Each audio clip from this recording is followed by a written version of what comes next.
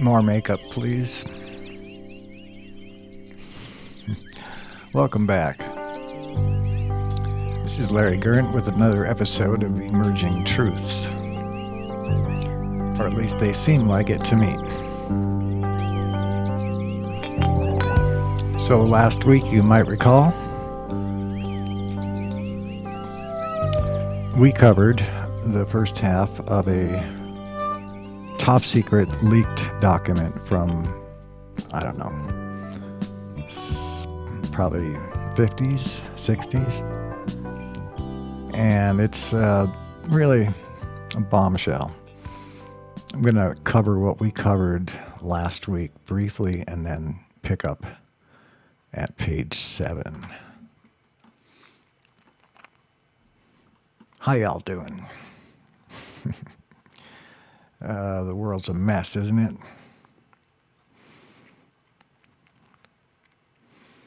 Watching politics and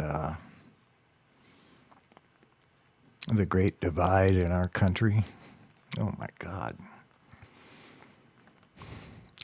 There is one note of optimism that I'm latching onto, it turns out that the UFO subject is like the only subject other than the military that gets bipartisan interest right now. So I love that. And I just wonder if it could be connected to some other truths, like maybe this disclosure really is going to happen and it's really going to change the world. That's what I'm hoping for. And I'm hoping for an end to all this pain that's, happening. It's unbearable for all of us to watch. It really is. We have to kind of try to resort to, maybe pulling back and just enjoying what you can without looking too hard out there. I'm going to jump into it, but just before I do, I have to mention that, let me mention this instead because this is more interesting. So NASA just recently decided that they are going to, they are not decided, they were directed to take part in the UFO study. So today was their first public meeting. It was a mostly Q&A, a couple of weak, empty, vacuous opening statements from another two bozos who probably don't even know the secrets of NASA. Because again, that's what's so frustrating about this is they put these, the ones that are really in control, they're hidden in the background. They put these two bozos up like what they did with the hearings. And these guys don't even know. They don't even know anything. But that's the premise that we want, that the DOD wants us to buy into, is that, hey, this is all new to us. I mean, we're starting from scratch here. And what UFO stuff? But that's not the right term. It's UAP. We don't recognize UFO. That's, I thought we debunked all that. Well, they didn't come out and say that, right? But, geez, it's almost like that. So that the same thing happened in this NASA meeting where they had these two guys who were speaking for NASA, and they were heading up this project, and their statements avoided the use of extraterrestrial completely.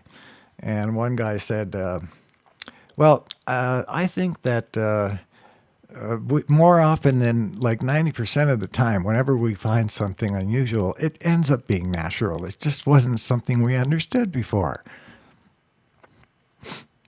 So that shows you where they really want to go with this, or what they've really been pounded into their head to believe. And they They clearly do not believe.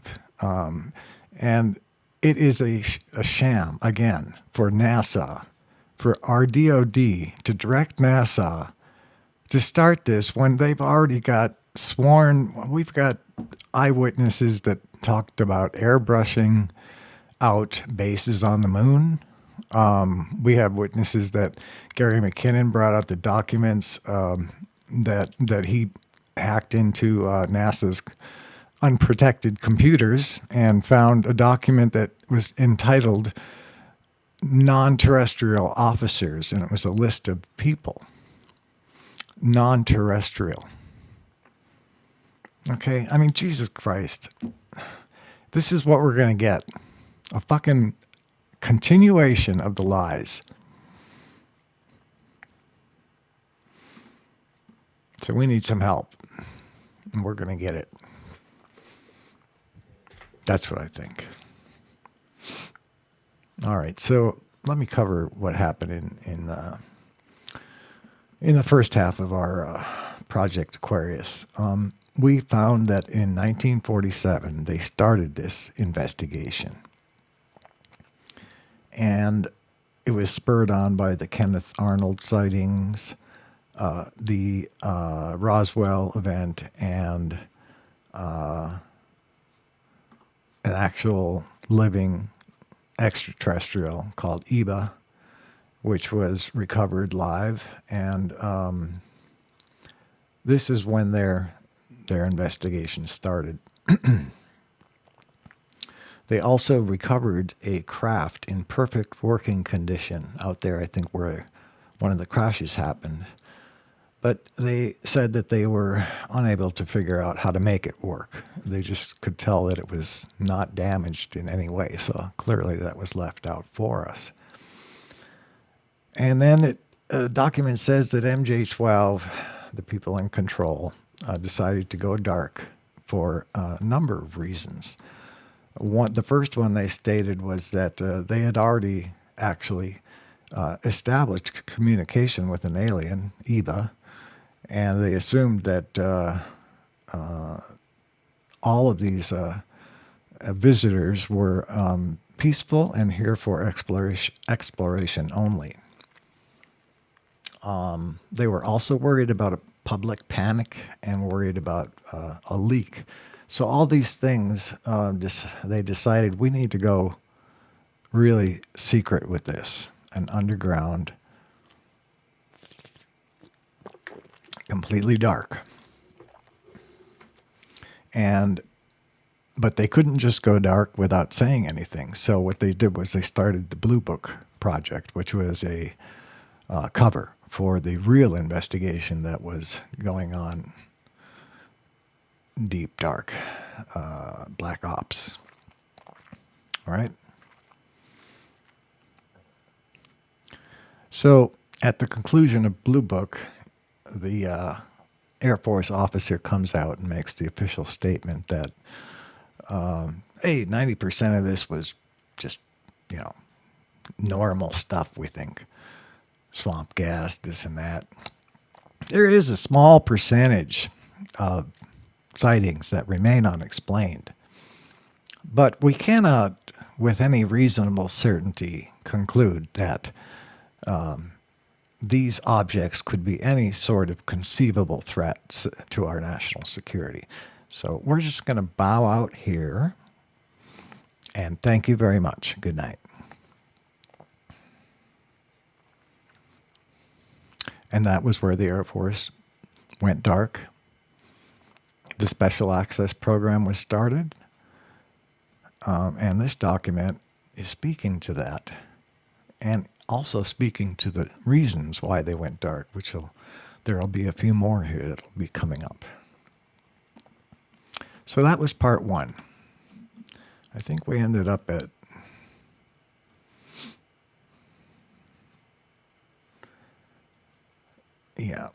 page 7. All right. Don't forget to screen share. If you can, if you know. do it? There I go. All right, let's dig back in here.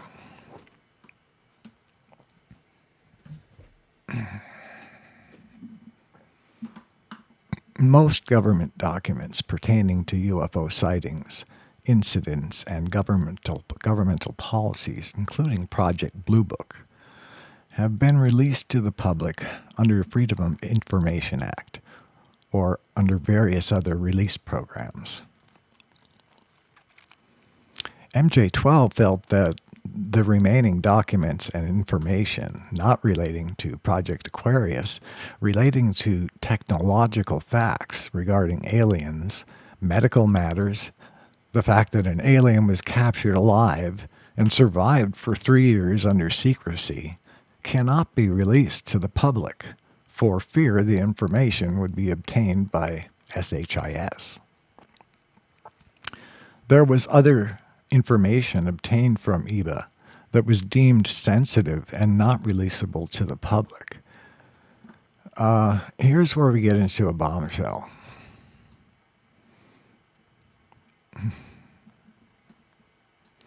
Notably, Project Aquarius Volume 9, so we're talking volumes here, folks. Volumes of information compiled. Volume 9, which pertains to tracing the aliens' first visitation of Earth back some 5,000 years.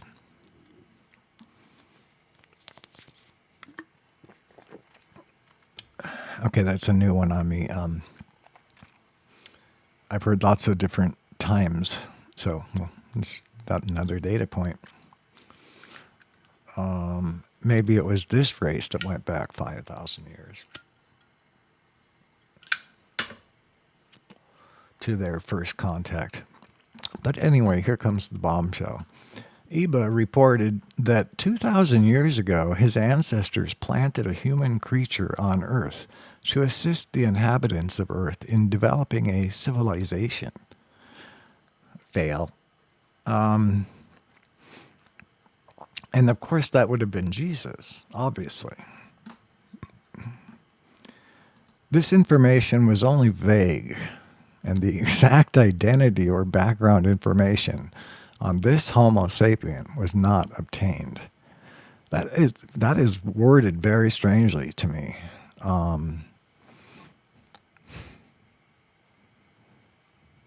I guess human being would have been the word. I don't know. So anyway, this really is a. I mean, it's kind of what we all thought in our little circle, right? That we were genetically engineered by the Elohim, and it's that Jesus was probably half Elohim and half human.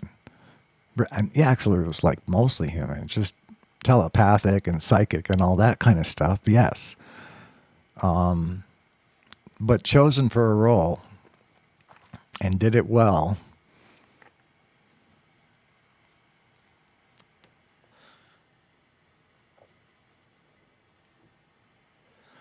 But I guess they're I guess MJ12 in their infinite wisdom decided that this is going to cause a global panic. They'll mention that in a minute here. This information was only vague and exactly, I read that. Undoubtedly, if this information was released to the public, it would cause a worldwide religious panic. MJ3 has developed a plan that will allow release of Project Aquarius Volumes 1 through 3. The release program calls for a gradual release of information over a period of time in order to condition the public for future disclosures. Attachment 5 of this briefing contains certain guidelines for public releases. I would love to see what those say.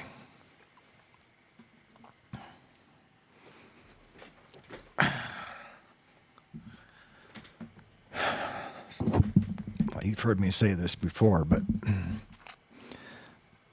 the question of whether the world would freak out over knowing that Jesus was half extraterrestrial. I don't, that doesn't, to me, that doesn't negate my belief in anything that he said. So I don't see any reason, like, I've stated before that I think that the biggest thing that Christianity needs to adapt to in order to make it successfully through this revelation is that they have to understand that the Old Testament Lord was not God the Creator. That was, but when you think of it back to when they were making their testimony, the Bible, I mean, whoever it was God to them because he could do all these things. So it's more of a modern mistake that we're making here. Well, although the Bible does say that, the very same word Elohim created everything, and that's where the confusion comes. But but that model lasted for a long time, and I think so. Back to what Christians, if they can acknowledge that. That's the reason why he seemed so different from Jesus, is that he was an extraterrestrial, pure and plain, and he was, of a different spirit, I would have to say. He seemed like he enjoyed getting down there and just playing in the dirt with the evils of man and his wars and things. Supposedly he was going to set up a priestly kingdom. But that didn't turn out. Unless that kingdom is the comedians, because I think that's where the truth is coming out today through comedians. And probably not even, most of those have already been compromised, you know what I mean? But Jimmy Dore's one, he's laying out the truth like nobody's business. His eyes are wide open. Except for this area, he's not really into UFOs. But anyway, I digress. So here we are, 70 years later, and we still haven't been told that we're not alone. Meanwhile, 70 years have passed, and people have held this secret and gone to their graves with it. Others came out and were ridiculed. So that's, the way it works. All right, so we're moving on here. In the 1976 MJ3 report, in attachment 6, it was estimated the aliens' technology was many thousands of years ahead of the United States technology. Good guess, guys. Our scientists speculate that until our technology develops to a level equal to the aliens, we cannot understand the large volume of scientific information the United States has already gained from the aliens. This advancement of United States technology may take hundreds of years.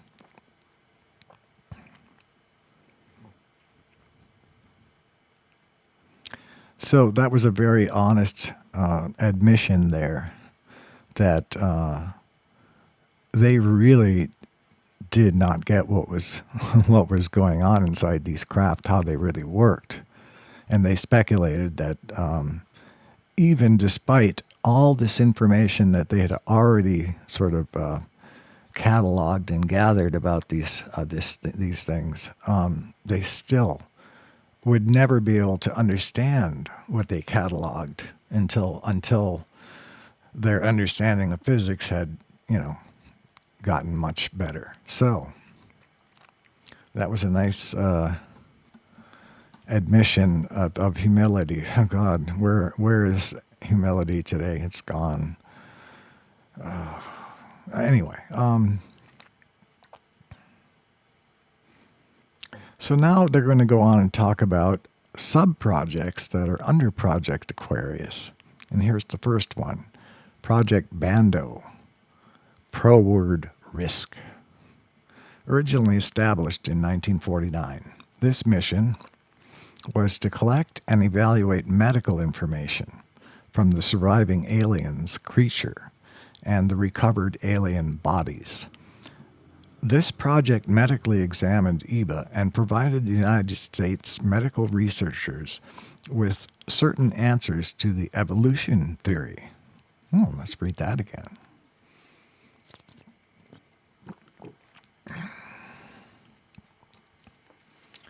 This project medically examined EBA and provided the United States medical researchers with certain answers to the evolution theory. I'm just going to say that I think that the only thing that could be talking about is they believe that the missing link is an extraterrestrial race, and that this is what they have concluded. And they, after medically examining EBA, and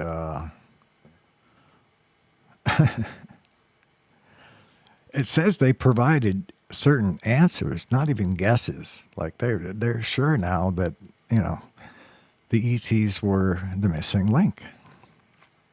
It's pretty clear to me. I mean, I think that's pretty likely. Terminated in 1974. Interesting. So it went from 49, holy smokes, till 1974.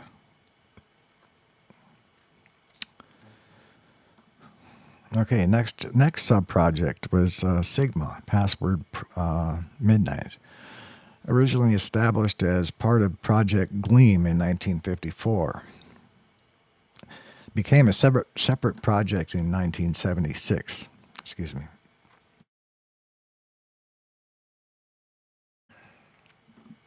Its mission was to establish communication with aliens. This project met with positive success when in 1959 the United States established primitive communication with the aliens. On April 25, 1964, a U.S. Air Force intelligence officer met two aliens at a prearranged location in the desert of New Mexico. The contact lasted for approximately 3 hours. Based on the aliens' language given to us by EBA, the Air Force officer managed to exchange basic information with the two aliens, Attachment 7. This project is continuing at an Air Force base in New Mexico. So at the time of this writing, that thing was still going on. And we know from this date that this document is at least as new as 1964. Okay. Third sub-project was Project Snowbird, password Cetus. Originally established in 1972, its mission was to fly a recovered alien aircraft. I'm sure it's the one that they mentioned earlier that they had found in pristine shape. But, Bob Lazar reported that they had, in 89, this is a little bit later, in 89, they had like a whole series of them. There was 9 of them. But he got to work on one of them. Its mission was to test fly a recovered alien aircraft. The project is continuing in Nevada. Yeah, so that was probably one of them. That may have been the one that Bob was working on.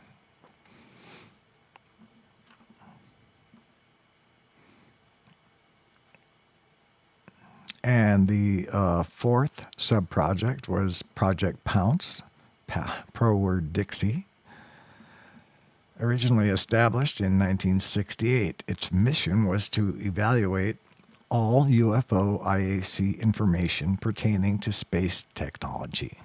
Project Pounce continues. NASA, part of it, okay?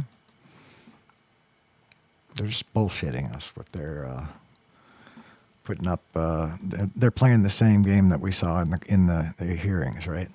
Anyway, we've reached the end. How long have I been on? Probably long enough. So let me switch back to. God, I can't believe I'm still such a clod on this. Okay. All right, so yeah.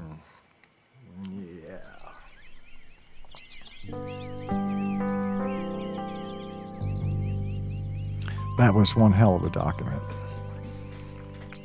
And that should raise, I think this should be read into the congressional hearings. And if they want to dispute the source of it, that's fine. Just let the American people judge. They can read through something like this and see that, looking at the photocopies and all that, and they can form a pretty good conclusion in their own mind. So my advice to you, Black Ops, is just give up the fight. We're going to grant you immunity. Right? Immunity. You don't have a thing to worry about. The things that will fall when presented with the truth, when sunshine hits, those things are good things. I mean, the things that will fall are bad things. What am I to say? Let me say that again. Whatever the truth reveals, that's what we want. We don't want the lies anymore. All right. Thanks for coming. It was my pleasure. This was take 3. I hope it turned out better than the first 2. And if you're seeing it, I guess it did. I'll see you next time, and I hope it won't be so long next time. Love y'all. Bye.